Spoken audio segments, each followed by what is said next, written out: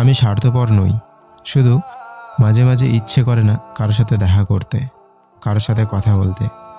কেননা আমি জানি যখন আমার খারাপ সময় আসবে তখন শুধু একজন আমার পাশে থাকবে, আর কেউ আমার পাশে থাকবে না। সবাই তখন নানা রকম বাহানা দিতে থাকবে। এজন্য আমার কারোর সাথে দেখা করতে বা কথা বলতে ইচ্ছে করে না। পই পই করে হিসাব রাখতে হবে যে আপনার দুঃসময়ে কে ছিল না।